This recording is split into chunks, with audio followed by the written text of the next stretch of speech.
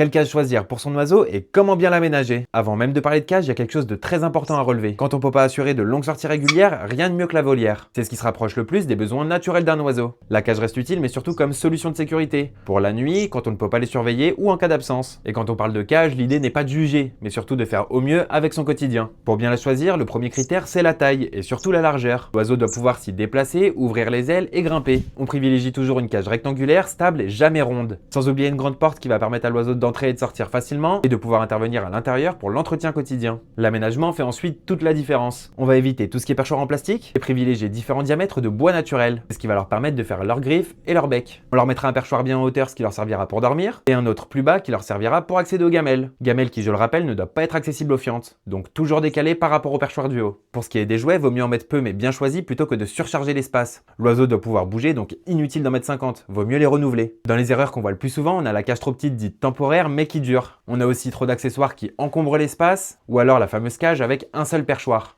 En conclusion, quand c'est possible, vaut mieux mettre une volière, mais si vraiment on n'a pas le choix et qu'il faut opter pour une cage, il faut qu'elle soit bien pensée. L'important c'est de comprendre le rôle de chaque espace et d'améliorer les choses progressivement. Dites-moi en commentaire si vos oiseaux sont en cage ou en volière, et si c'est pas déjà fait, abonne-toi. Ciao!